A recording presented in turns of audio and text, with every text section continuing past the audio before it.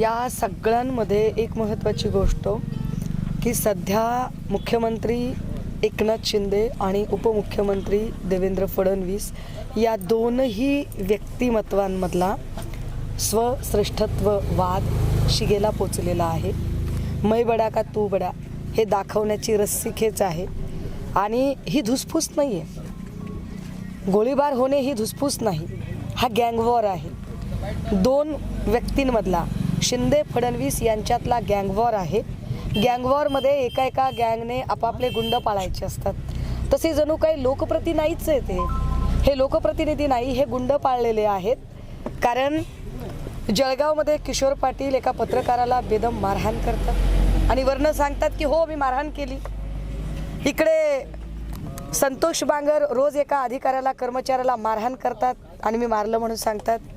आमदार गीता जैन अभियंत्याला मारहाण करतात आणि आपल्या मारहाणीचं समर्थन करतात. काल परवा बुलढाण्याचा तो संजय गायकवाड अत्यंत गलिच्छ आणि अर्वाच्य भाषेत मंत्री महोदय भुजबळ साहेबांना बोलतो. अजितदादांच्या समोरच उपमुख्यमंत्र्यांच्या समोरच उपमुख्यमंत्र्यांच्या पक्षाच्या पदाधिकाऱ्याला भाजपचा आमदार सुनील कांबळे बेदम मारहाण करतो. सदा सरवणकर हवेत गोळीबार करतो. प्रकाश सुर्वे हातपाय तोडण्याची भाषा करतो. तर काल गणपत गायकवाडांनी गोळीबार करून त्या गोळीबाराचं समर्थनही केलं जातं. या सगळ्या घटनांमध्ये जर पहिल्याच घटनेला कुठेतरी चाप लावला असता तर एवढं घडलं नसतं.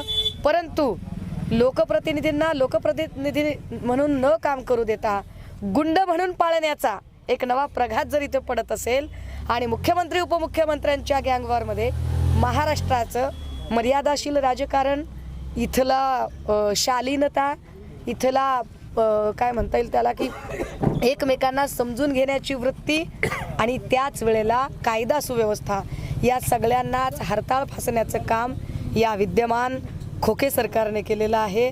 आणि पुन्हा एकदा तुम्ही म्हणताय तसं गृहमंत्री म्हणून देवेंद्र फडणवीस हे सपशेल नापास ठरलेले आहेत. असं आहे की काँग्रेस अनुकूल नेत्यांना सोबत घ्यायला ते मला नाही असं वाटत. कारण मी जो काल परवा दिवशी मी तर दौऱ्यामध्ये आहे पण काल परवा दिवशी मी एक फोटो बघितला ज्या फोटोमध्ये नाना पटोले साहेब असतील, वर्षाताई गायकवाड असतील किंवा बाळासाहेब थोरात असतील, काँग्रेसचे अनेक नेते त्यांच्यासोबत होते. जयंतरावजी पाटील होते तिथे आणि संजय राऊत साहेब पण होते. जर सगळ्या पक्षांचे लोक एकत्रित होते तर त्याच्यात पुन्हा बेबनाव वगैरे असण्याचं काही कारण नाही.